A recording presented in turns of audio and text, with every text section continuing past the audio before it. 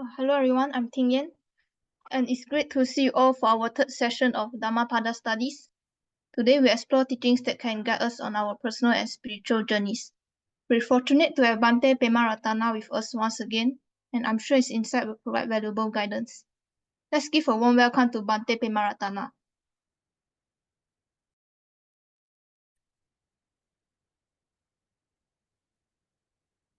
Thank you. Very good evening to every one of you. So glad you are all here this week too. I really appreciate your participation and putting these things together so we can meet every week and discuss very important parts from the Dhammapada. So today will be our third session. I have selected 2 verses today for us to study. Before we start our study, let us take a moment to pay our gratitude and pay our respect to our Supreme Buddha with deep reverence and gratitude. So put our palms together, let us recite Namaskara 3 times. Namo tassa bhagavato arahato samma sambuddhassa. Namo tassa bhagavato arahato samma sambuddhassa. Namo tassa bhagavato arahato samma sambuddhassa.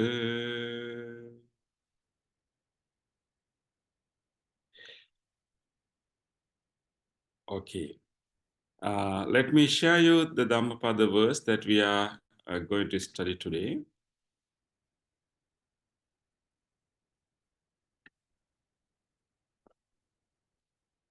This is Dhammapada verse number 172 and 173 from the chapter on the world. So let's me chant these verses first and then we can discuss the meaning. Yocha pubbe pamajjitva pañcaso na pamajjati. So imang lokang pabhaseti 𝗗𝗵𝗺𝗺𝗀𝗺𝗺𝗁 Yassa papang katang kammang kusalena pithiyati. So imang lokang pabhaseti 𝗵𝗺𝗺𝗁.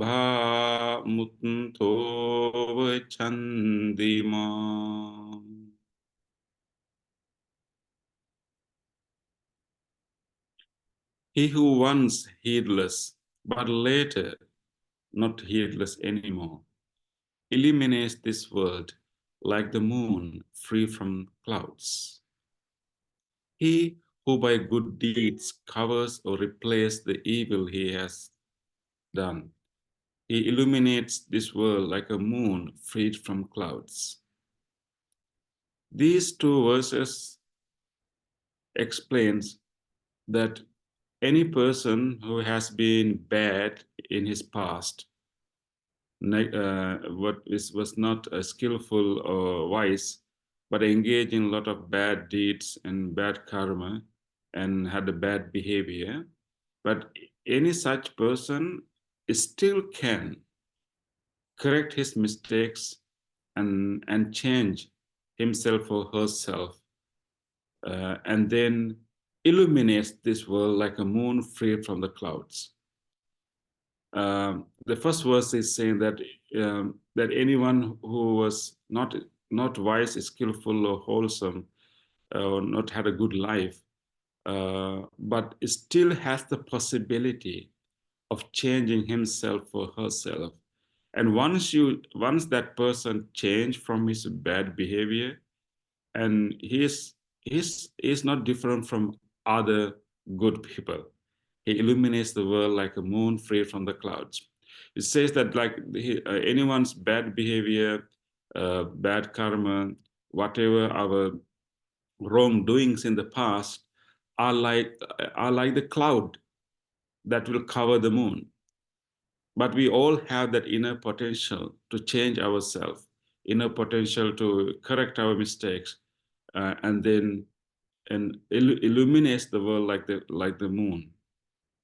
The second verse saying is that actually, whatever bad karma that we have done in the past can be replaced, or maybe can be mitigated by doing good deeds. He who by, the verse says, he who by good deeds covers or replaced evil he has done, illuminates this world like the moon freed from the clouds. It says that whatever bad karma that we have done is subject to change, subject to change. So if we recognize those, bad karma and then try to, engage in a wholesome moral life by doing so many other good karma, we can actually mitigate the past bad karma. So such a person can also illuminate this world like the moon freed from the cloud. These two verses actually gives us such a great hope about humanity. And one way it helps ourselves to develop confidence, no matter how bad we have been in the past. Maybe we have done some mistakes and wrongdoings, when we are not very knowledgeable, not wise. But that's okay, we can still move forward. And when you think about other people who have done so many bad things, had a bad life, but we still can keep hope, because they all have the possibility of overcoming from those bad behavior. So these two verses really helping developing kind of hope of ourselves and also the hope of others. Yeah, so therefore the main idea is actually that anytime we have the possibility or potential to change. I like this, simile, like the moon freed from the clouds. Of course, if you remember on a full moon day, if you have a cloudy sky, you will not see any light. It is dark. But the ones, the moon coming out from the clouds, it's such a beautiful view, and it suddenly illuminates, everything. When the moon is coming out from the cloud, it gives such a great illumination to the whole atmosphere everywhere. So the Buddha is saying that any bad person, any person with a lot of bad conduct, bad past, can actually come out from that, just like a moon can come out from the cloud. How nice is that image, and how nice to think about people in that way. How nice to think about ourselves in that way.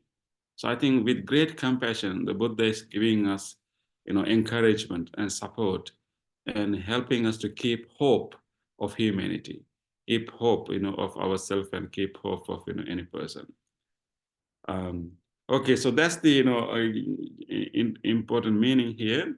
But today I would like to, help you to understand a few Pali terms.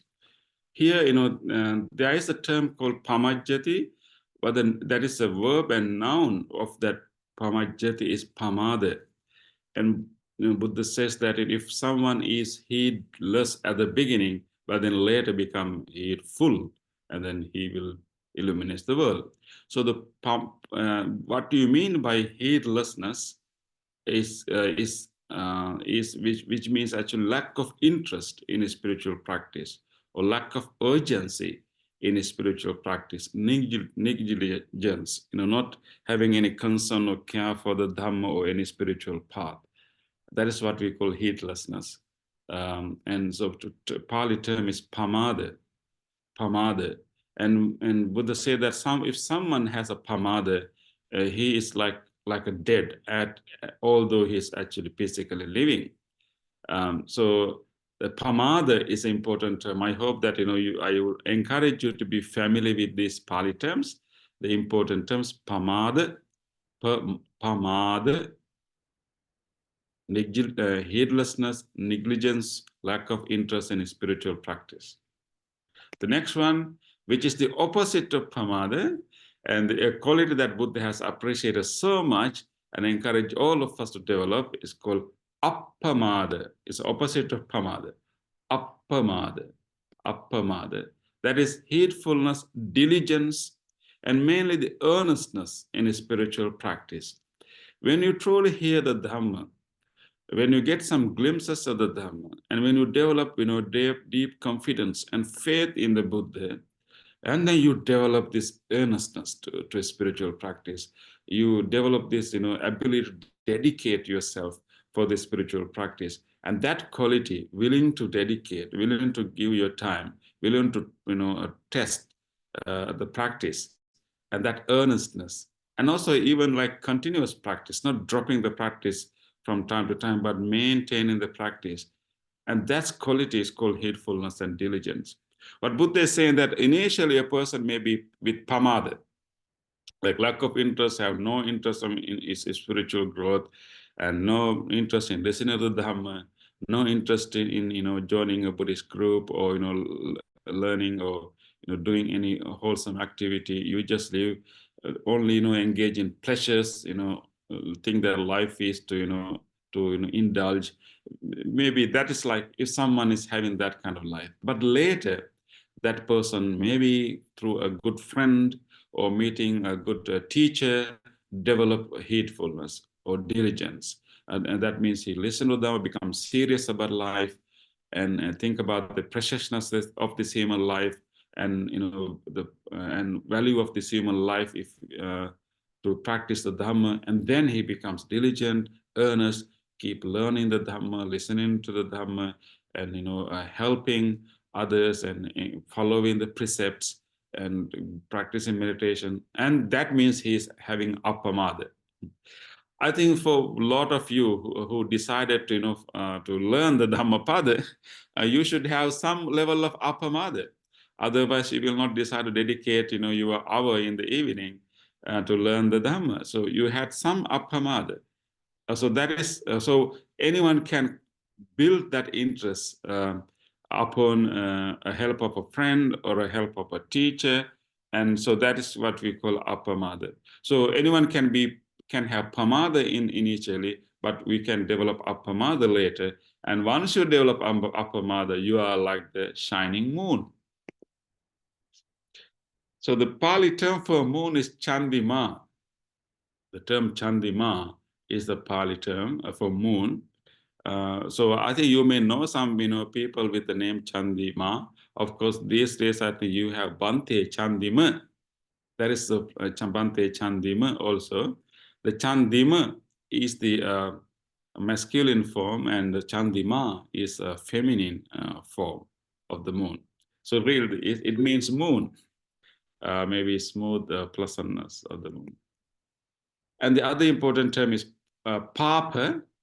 Papa is a term that we use for bad, wicked, or wrongdoing. Sometimes Papa is translated as sin, like sin, sin.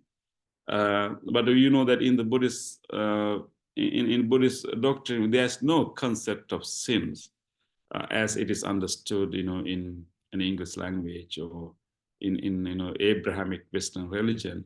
But papa definitely means wrongdoing, wicked or bad or unwholesome, even like bad karma. Papa, that's a bad. So the Buddha say that one can remove from papa. And the opposite of papa is punya. Punya is what we call merit in English, a wholesome, good, righteous merit. The papa, what is opposite to papa is punya. But there's also two other terms that Buddha used, which has very important significance. In most cases, the Buddha used the term kusala, kusala to refer to good actions, wholesome actions. But the very term kusala has a meaning of skillfulness or cleverness or expertise. Because originally, the term kusala is used before the Buddha. The term kusala is used to refer to technical skillfulness. If someone is good in sewing, if someone is good in drumming, if someone is good in any craft, he's called kusala. So that was the original meaning of kusala. But the Buddha did actually. Buddha brought that term that was used in the technical meaning. He brought that to give a moral meaning, from technical meaning to moral meaning. And Buddha said that just like we can be good at or skillful in any craft, making something, doing any profession, we can be very skillful through training. Just like we can be good, expert, skillful in any craft, any profession, a human being can also become expert or skillful or good in one's own moral behavior, one's own moral qualities. And so Buddha, it is the Buddha who used term kusala to mean the good, but he saw that goodness comes through a training as a skill. So the kusala is skillful. So in most cases, instead of using bad or good, Buddha will use skillful and unskillful.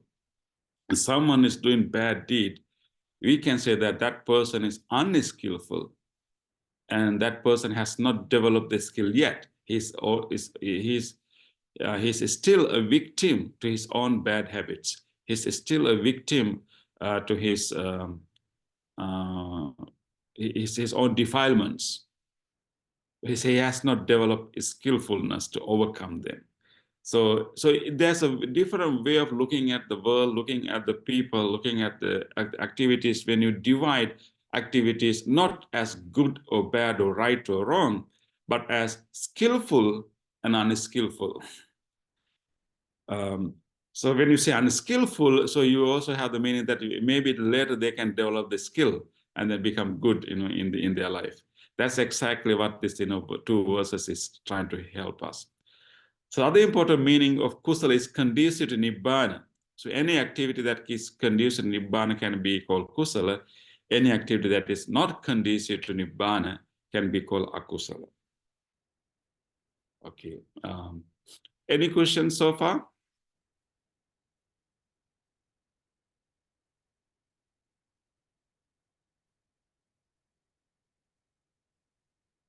Are we okay? Is it clear? Okay. So I think this again, this verse, 2 verses are helping us to understand that we can correct our mistakes and move forward at any time. It's really saying that no one is doomed for eternity, and then our destiny is not fixed, and then any bad person can become a good person. So we shouldn't judge people so much. Of course, there are bad behaviors, negative habits in anyone's life, but any bad person can become a good person, like that moon can come out from the cloud. That's what the Buddha is teaching us.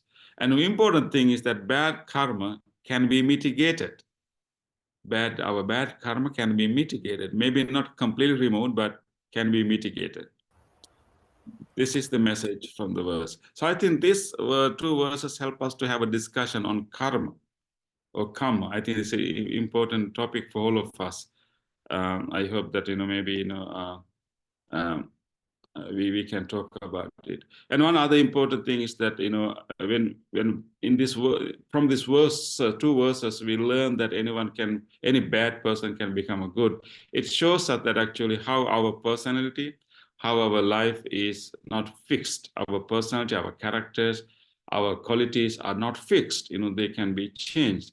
So I think you all have heard about the 5 aggregates, and that is how the Buddhism explains any of us, any individual is explained in Buddhism in terms of 5 aggregates. Any living being, any human being is actually a combination of 5 different processes we call 5 aggregates. I think we all you should be familiar with these, 5 aggregates. We call physical form, rupa, sensations, what we call vedana, perceptions, sanya, volitional formations. That means our habits, our tendencies, our patterns of behavior, our dispositions, all are called volitional formations, sankhara, and consciousness, our ability to be aware of a sensory object. So any person is divided, explained by the Buddha in terms of these 5 aggregates. So we all have these 5 aggregates. So we have formed ourselves based on those 5 integrated aggregates. We all have a physical form. We all have sensations. We keep having sensations, feelings in our body and through our senses.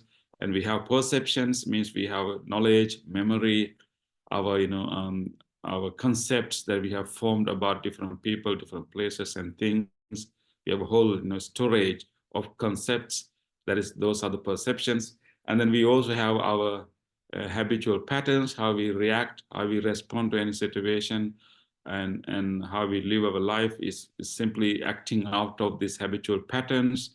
How we speak, how we behave, how we think are governed by these patterns, these habitual forms that we have created in the first place. Those are called volitional formations.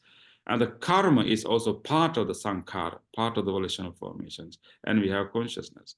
The important teaching here is actually none of these aggregates are permanent. They keep building up, or they keep reforming and changing. Our concepts can be reshaped and changed at any time based on our new experiences.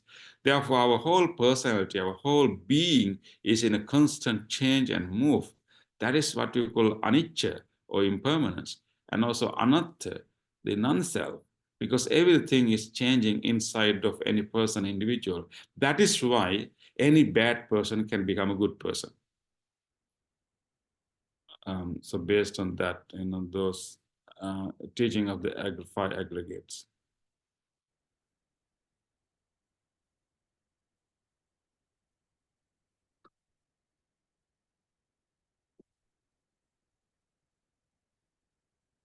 Okay.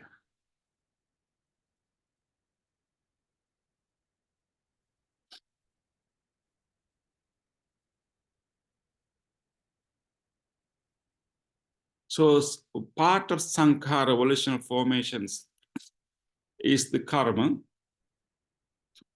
And then our personalities, our some of our habitual patterns. But important thing is that our karma is not fixed; it's dynamic. Our past karma, they are open to reform, and we can perform new karma and form new habits. So the karma is not fixed or done. I think there was a question about the karma. I will address that soon. So this is the definition of the karma in the Buddhist teaching. So this is from the Buddhist Sutra in the Anguttara Nikaya. Buddha said that volition, I tell you, is karma. Having willed, one does karma by way of body, speech, and mind. And here, what the karma, the Buddhist term karma refers to the action. And usually, whenever we use the term karma, we think about the results of the karma, but actually in the Buddhist teaching, the term kamma or karma is in Pali and karma is in Sanskrit. And we use that term not to the result of the action, but actually the very action, the first action that we do. And there Buddha said that actually not simply the action that can be called karma, it is the volition, the underlying mental state of any action is what Buddha called karma. It's a psychological basis. There are 6 roots of volition. When we perform an action, our volition underneath our mind, whenever we help someone, whenever we blame someone, whenever we engage in any activity, there's an underlying volition in us. It could be either greed, hatred, or delusion, or it could be opposite, generosity, loving kindness, and wisdom, or any variation of these volitions. And based on that volition, and that the quality of the karma will be different, and then it will produce it will create a possibility of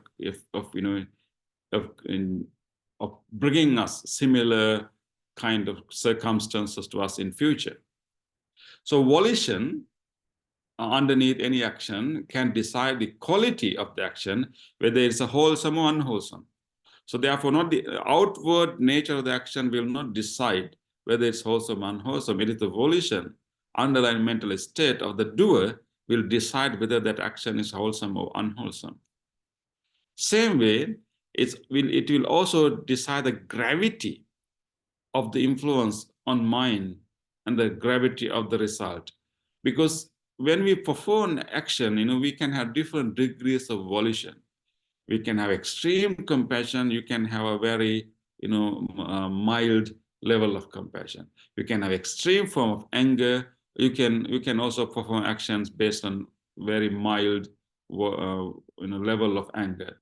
So based on the level of the volition, you will also decide the gravity of the impact that you are doing to your mind, and consequently, gravity of the result of that action.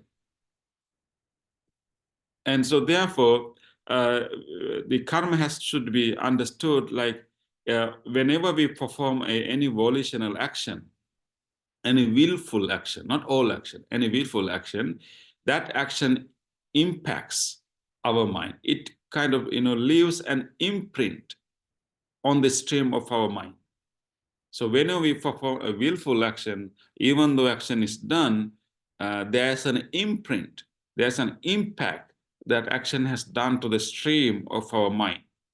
And these are like imprints, and also like maybe like seeds. Those karmic imprints that we are doing to our own mind while doing wholesome deeds, while doing unwholesome deeds, those karmic imprints retain in our mind, and those karmic imprints will take some time to mature themselves. It will not come out suddenly. It will take some time for maturation. And those karmic imprints can attract certain people to our life, or can attract certain situations or conditions to our life. And sometimes we are drawn to other people, or some people, those karmic imprints can draw certain people and certain circumstances to our life. So the karma function more like an internal magnet, rather than, usually whenever we think about karma, people think that there's a record somewhere about all the good deeds and bad deeds that we have done. And, so based on the record, from outside, different situations will come to us. But actually, karma is not recorded anywhere outside of ourselves. It's simply the imprints that we are doing to our own mind. So we carry those seeds, those imprints. So those karma function more like a magnetic field, like an internal pull, rather than external force. So karma doesn't come to us outside. It's an internal pull, and like a magnet. A magnet can be charged either negatively or positively. So in the same way, our mind can be charged either positively or negatively. The karma is those charges, those imprints. So karma should be understood more like an internal pull, more like a magnet a charge that we make to our mind. So then different things is attracted to our life. But this magnetic field can be changed, can be reformed, can be recharged. If you have a magnet that is charged negatively, you can make effort to make charge positively, something like that. So our internal karma can be it's going to change anyway based on what we are doing, but we can also purposely change that internal pull that we have constructed. Karmic imprints can be changed, can be shaped. That is the Buddhist idea.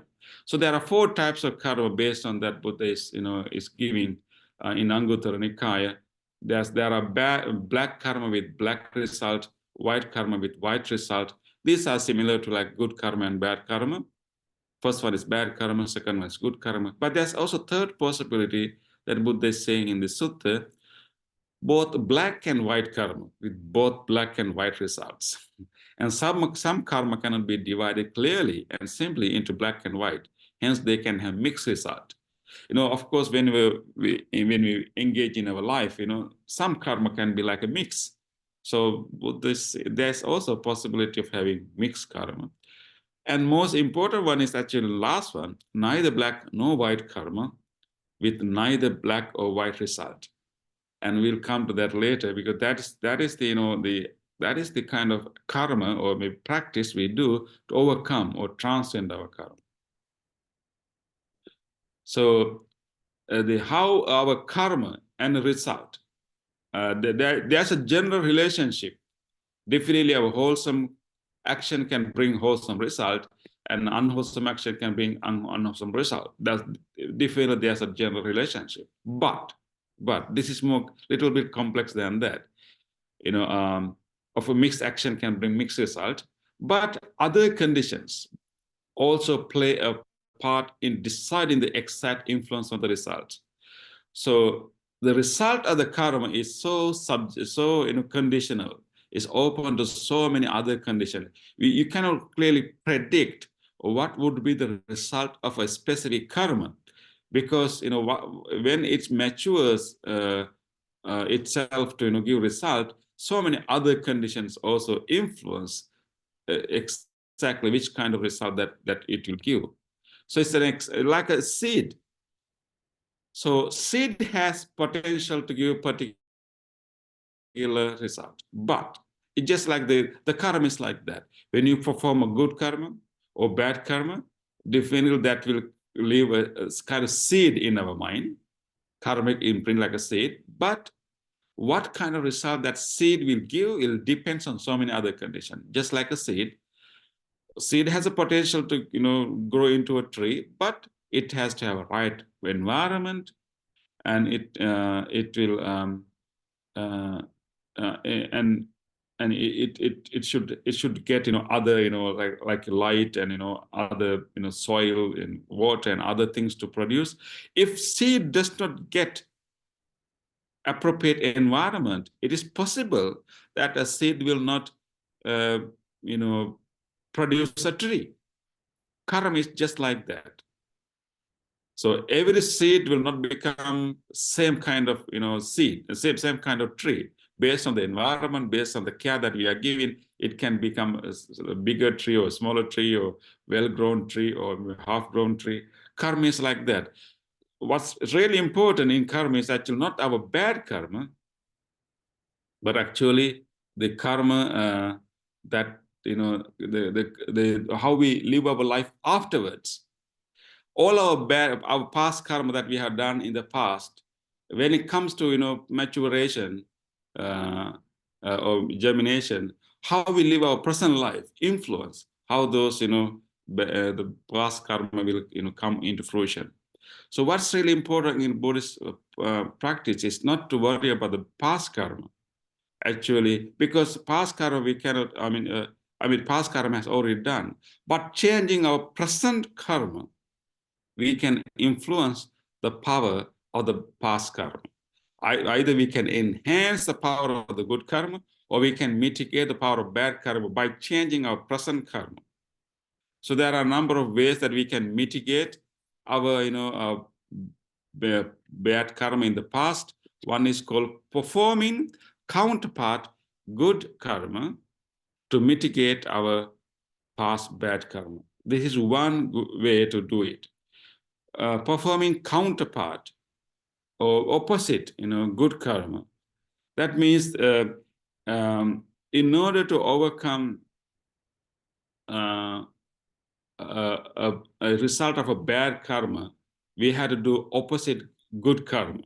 So that's what, in that verse, it says that, if we can replace, we can cover up the bad karma by doing good karma. So this is one method. That means that, let's say, I'm just thinking about, if you have hurt other beings, if you have injured other beings, and if you have maybe killed, other living beings due to unavoidable circumstances, and if you recognize that there is this bad karma in me, what you can do, actually, you can start, saving lives. You can start, helping the life. You can start taking care of the life. You can start taking care of the sick people, supporting sick people, taking care of them, and support sick, any sick person. Or so you do counterpart good activities in order to mitigate the past karma. The second method is actually called developing the 4 Brahma Viharas. Actually the Brahma Viharas. So this is an important concept. I would like to know how many people know the Brahma Vihara. Those people who know what are the Brahma Viharas, can you write in the chat box what are the Brahma Viharas?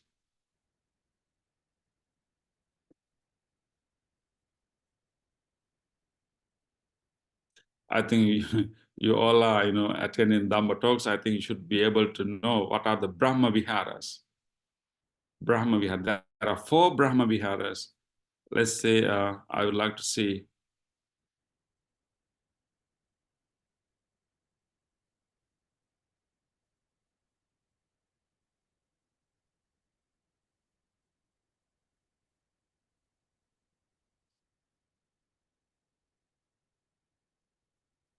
Thank you. Yes, I think I'm getting the answers. I'm so happy.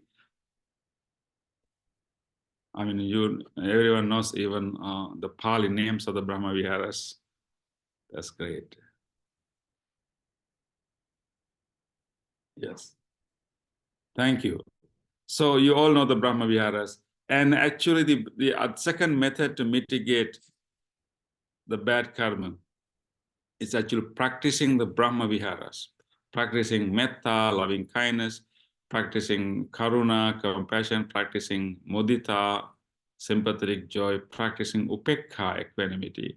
And developing those Brahma Viharas is given by the Buddha as a way to minimize the effects of the bad karma. There's an interesting sutta called the Sutta on the salt, crystal salt. There Buddha is giving an example. If you put salt into a smaller container of water, it will impact the taste of the water.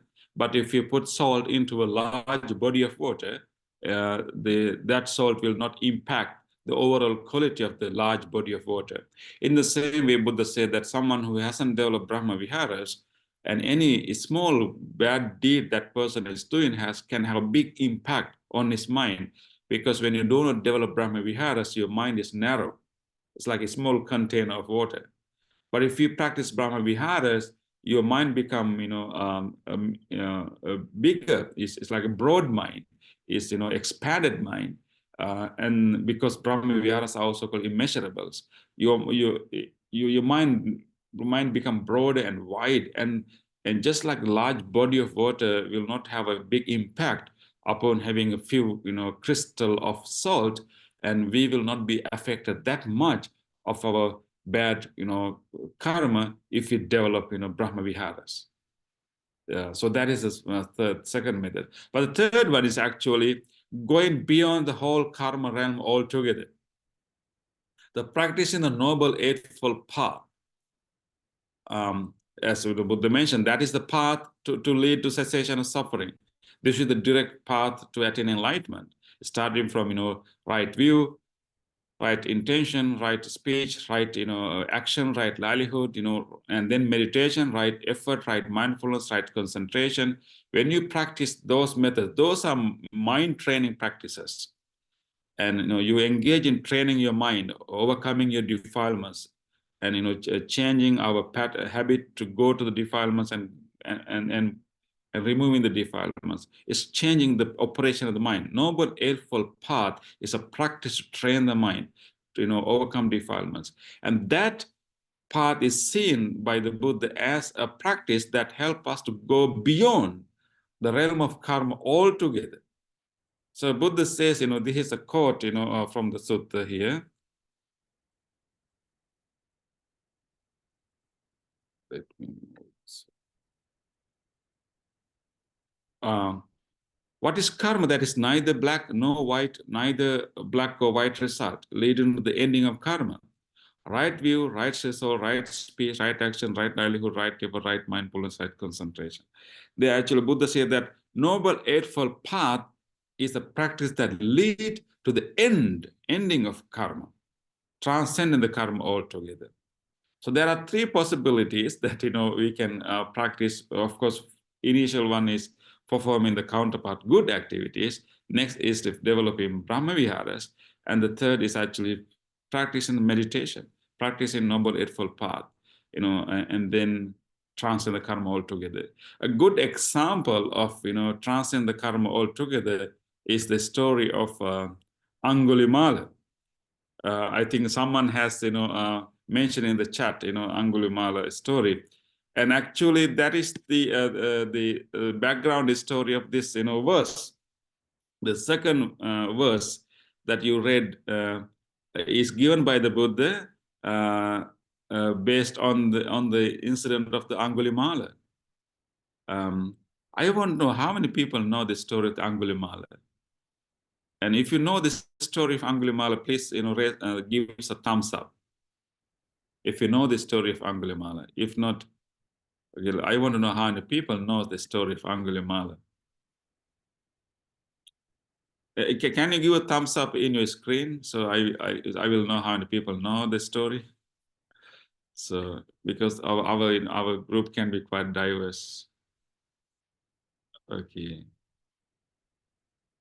Looks like there are still some people who doesn't know the story of Angulimala.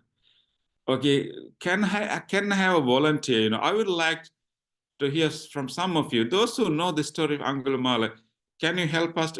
Who can actually briefly tell the story of Angulimala?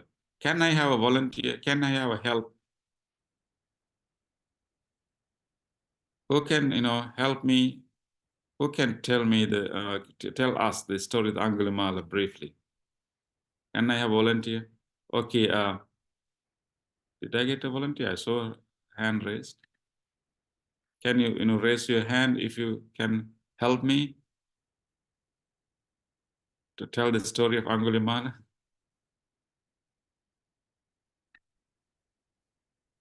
I can tell you the story of Angulimala. Yeah, my name is Sumati. Okay, yeah, please, yeah. Can you briefly tell? Thank you for your help. Yes. Okay, what I know about Angulimala is he was a murderer. He killed 999 people, and everybody was afraid of him, and they will run away whenever they see him. And King Kosala actually wanted to get Angulimala. He wanted to kill Angulimala. So Mala's mother heard about King Kosala going to kill Angulimala, and in the meantime,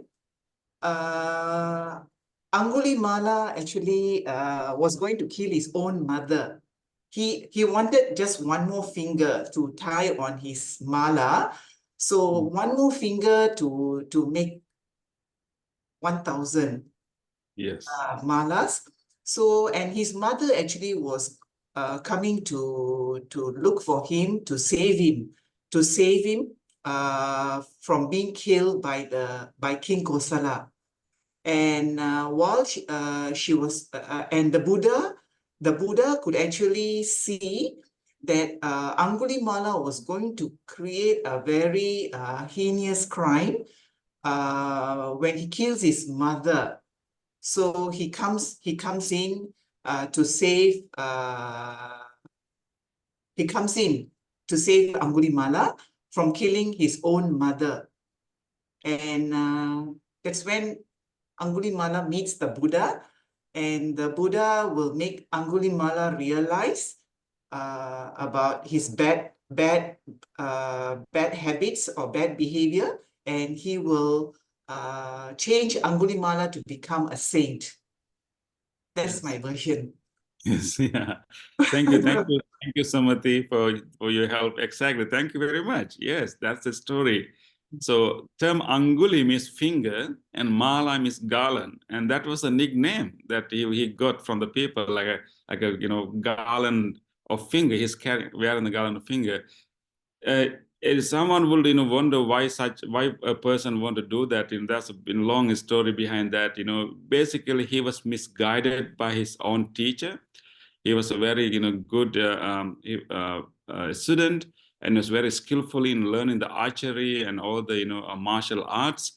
And he was a son of a royal counselor, but his teacher, due to some other slandering by other students, he suspected his student having an affair with his own wife. He really wanted to kill this his own student, but instead of killing directly, he gave him an assignment to test his skill. And being a very, very obedient student, he followed the command of the teacher and fulfilled this last assignment he was given.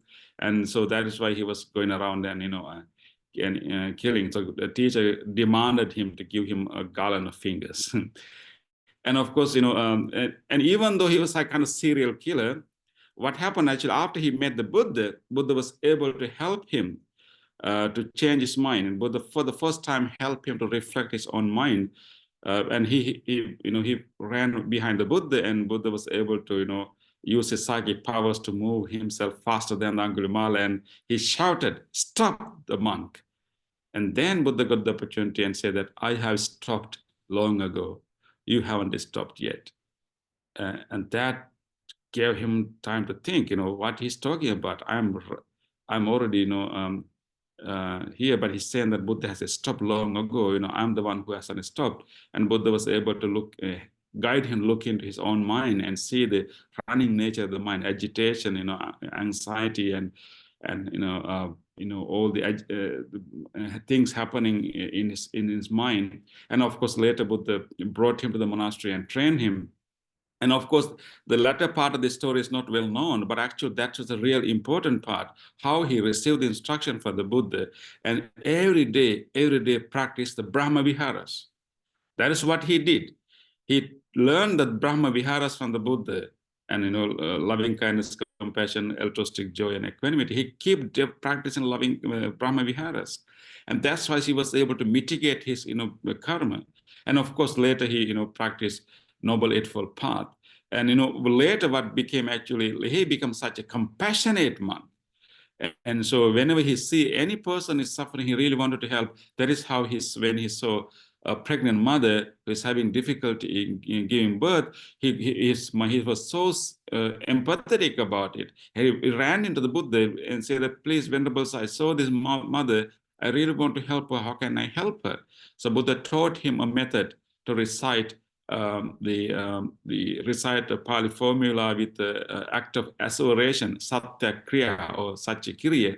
And then that is how she was able to give a smooth birth. And even up to today, as monks, we follow that practice. So being from a serial killer, he was able to become a model of compassion, loving kindness. That is the possibility of change. So after that incident, Buddha said this gatha, this verse that we are learning today, how even a serial killer can become a saint and change his mind, and any person has that possibility of rehabilitation and change. Yes, Tom, do you have a question? I saw your hand raised.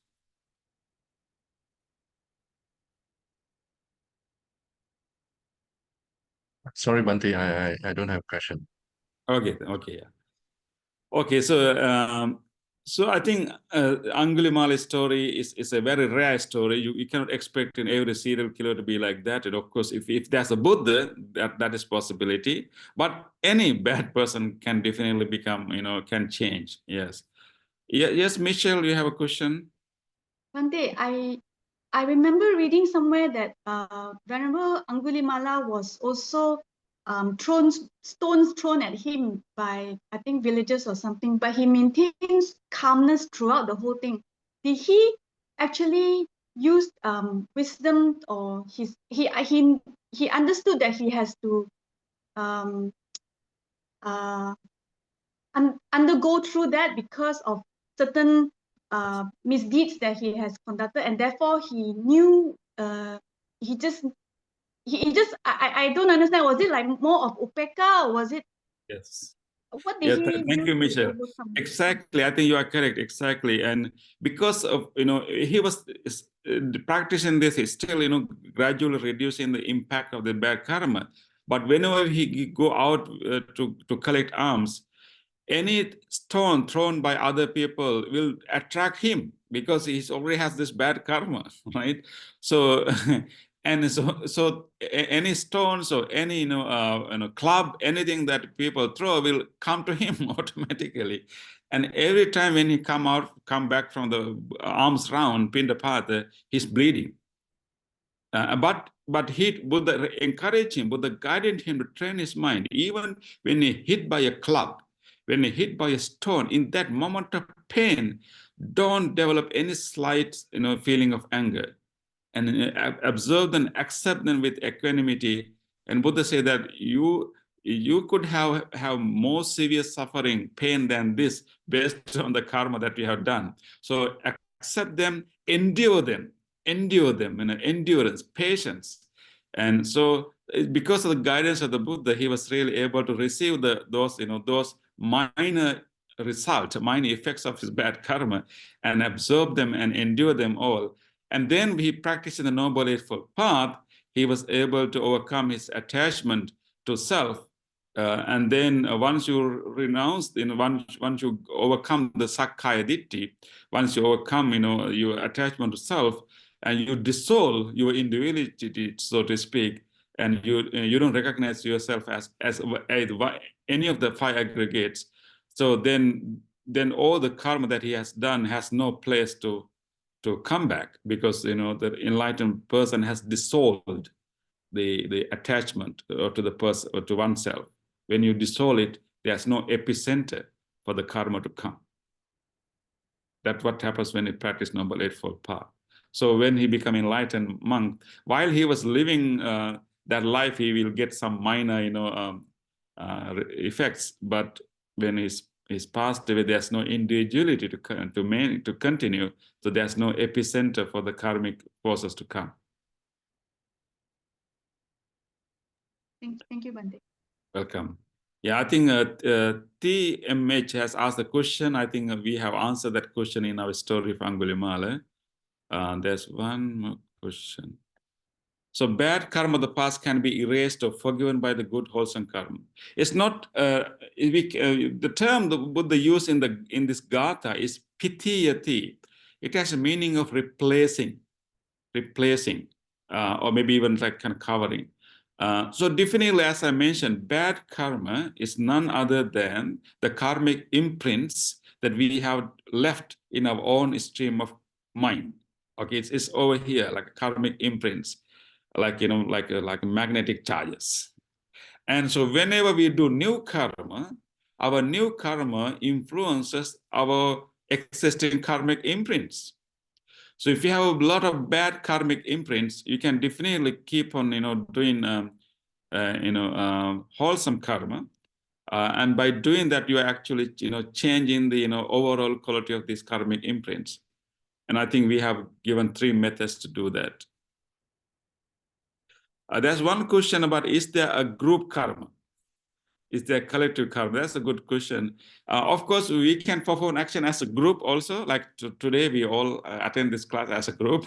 When you do an action as a group, definitely we do an action as a group. But the karma by nature is based on volition. So although we perform an action as a group, what kind of karmic imprints that we are leaving in our consciousness will be different from person to person. But we can be connected as a group because we do it as a group. But still there's individual variations of the karma that we produce based on our involvement. You may do a whole good activity, wholesome, meritorious this as a group, but some people may be 100% involved. Some people may be 50% involved. Some people may be 20% involved. How much involved we are in that wholesome good activity will decide how much good karma will decide. But when this karma matures itself, it can it can affect the whole group. We have some stories, how, people, perform a good deed as a group, we receive the result as a group. When you perform a bad deed as a group, you will receive the bad result as a group also. But individual nature of the karma is emphasized in the Buddhist teaching.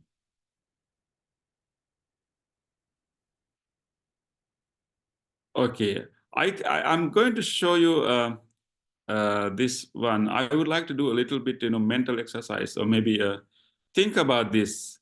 So, if someone has done this bad karma,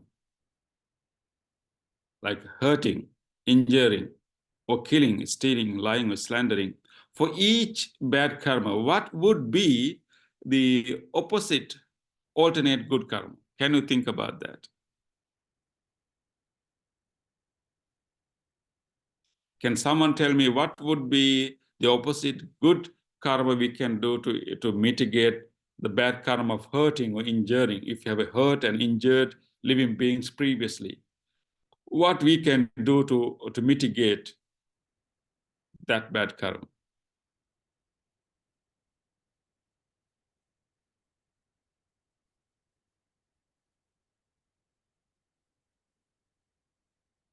Any suggestion?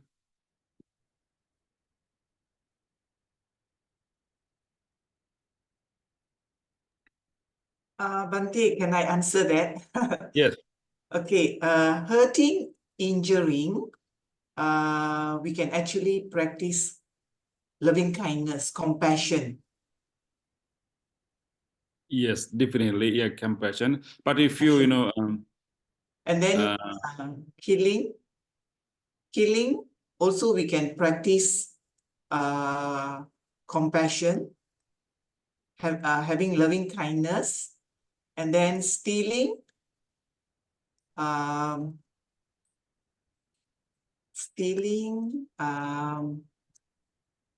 we can actually practice truthfulness. Oh, that will be for the lying. For lying. Opposite of stealing. What will be the opposite of steal? Will be giving. That means giving. Exactly. Yes. Yes. Yeah, that means you are generous. You are generous. You practice generosity. Yes. So lying can be, of course, being truthful, and slandering. If let's say we have slanders before, we have, created disharmony in the family, disharmony among friends. We did it, when we are not really fully aware of the consequences. But now I realize that I have slandered before. In order to mitigate that karma, what we can do? Here, actually, we can also practice loving kindness. Yeah, definitely, sister. Yeah, the underlying quality of all these things is loving kindness. Yes, definitely, compassion, loving kindness. That is true. But when you think about a specific action that we can do, like when you come to hurting and injuring, yes, practicing compassion, but exactly what we can do, what kind of activities we can do in a way to like express the compassion. Like if we have like a hurt for the hurting and injuries that we have done earlier, maybe what we can do right now, maybe we can go out and help the sick people. We can help the sick animals. We can help the injured animals and try to like heal them, try to protect them. So like I think there in the chat there's a good answer also for that. Like helping the sick will be a way to overcome the bad karma of hurt, injuring. Killing, maybe if we have killed living beings, one good karma to mitigate that will be saving life. You go to butcher house and save animals, the animals who are about to be killed, we somehow make effort to save their life and release them, to give them life. And of course, as you mentioned, in stealing, in order to overcome the bad karma stealing, we maybe be generous and giving, and being truthful will be lying, and for the lying and slandering, we maybe what we can do as to mitigate that karma will be purposely try to create peace and harmony among people, like by using our speech, and be really, really mindful in our speech and making a purposeful effort to bring harmony to a group, bring harmony to a family. You know, you can do a little bit extra work to do that as a way of mitigating your previous bad karma. So use your speech to bring more harmony, more peace into a family and, you know, colleagues. So those are the, like, you know, just example of thing. And as definitely practicing, you know, Brahma Viharas is a way to definitely, you know, overcome everything. But I was just thinking about, you know, specific activities that we can do to overcome specific bad karma. Thank you, sister. Yeah. Okay. There are good, you know, answers in the chat books. Thank you very much. Really appreciate that. Okay, I'm so glad that we had a good discussion, and we have, you know, learned very important two verses from the Buddha, helping us to keep hope of, you know, ourselves and other people. Yes, I see a hand raised, Brother Thumb. Yes, Bhante. My question is karma transferable or can be inherited, for example, from parents, whether bad or good karma? The second question, karma is actually the imprints that we are making in the stream of our mind, not in our body. What we can inherit from our parents is our genetic makeup, which is the body, and maybe some, you know, brain functions. But I think karma is quite individual. You will not inherit karma from our parents, but you will inherit so many other things from your parents. Like sometimes your habits also from your parents. So that's a big influence we get from our parents, but not specifically the karma. Your question is, can karma be transferable? Yeah, brother, you know, we do this practice called sharing merits. You know, of course, we will do it right now also. Actually, real way to, you know, is because this karma is like a imprints, you know, psychological imprints we, you know, live in our consciousness. It's not something we can transfer to another, but we can invite others to rejoice or mentally be part of any good activity. So we can perform a good karma either by doing the activity by ourselves or by wholeheartedly rejoicing someone else's good activity. Let's say, you know, you inform your family members, your friends that, you know, I did a dana today. You know, I you know, this is how I offer the dana, or I helped an innocent person today. You described how did you help that. If the person who's listening to you fully appreciate that and purify his own heart by listening to the good activity you did and approves it and wholeheartedly appreciate and say sadhu in mind or verbally, and that person generate karma for himself right at that moment by rejoicing the good deeds, because rejoicing, approving others' good deeds also a good karma. That's the only way we can transfer. It's not really a transferring, actually it's a sharing the merits. Yeah. So karma in principle cannot be transferable, but still we can invite others to rejoice. Even when you do a bad deed, you know, if you explain to your friend, you know, I really, you know, hurt that person, I taught him a good lesson. If your friends really approves it, rejoice and you know, and cynically happy about it, they produce bad karma right there for themselves. That is why listening to the news of wars is real dangerous sometimes. And if you really be happy, oh, this many people have been killed, so good, you know, so those terrorists are killed finally. If you have the cynical happiness and you are producing bad karma for yourself right there, it's not really direct transference, but actually sharing the good or bad, you know, karma. Thank you, Bhante. Welcome. Okay, so nice to have you all in this evening. It's morning for me. And these days, you know, my master from Sri Lanka has arrived in Pittsburgh because we are getting ready for our Katina ceremony on this Sunday. Going to be a big ceremony. I'm so glad that my two masters are here with me, and it's such a great blessing. So we are getting ready for the 𝗏𝗛 ceremony. I hope that you are also attending so many other 𝗏𝗛 ceremony. So I wish you a happy 𝗏𝗛 season. May you be able to, help and may be able to, generate a lot of good karma during this time. And wishing you all a great 𝗏𝗛 season. Let us now share the merits.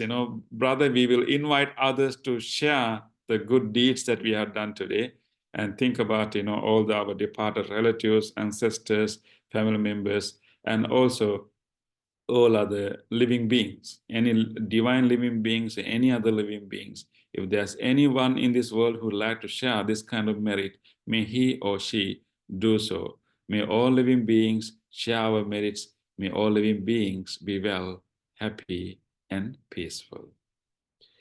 Idang mi ñātīnaṃ hotu sukhitā hontu ñātayo.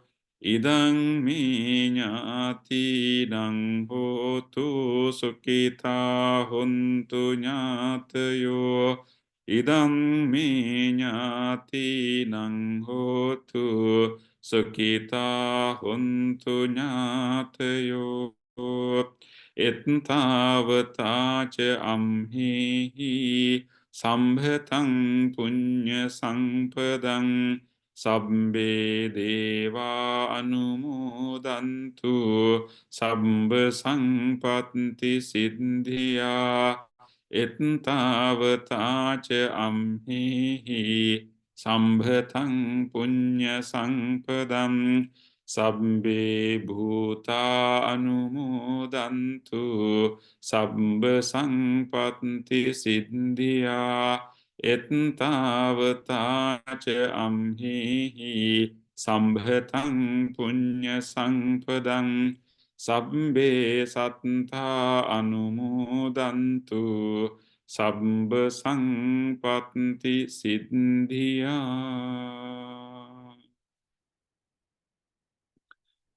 Sukhi Hontu. See you next time.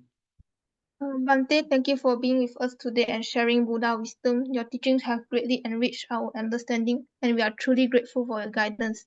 We look forward to see you again next Thursday. May you continue to inspire others with your teaching. May you be well and happy. Thank you once more, Bhante. You're most welcome, sister. Appreciate your good words.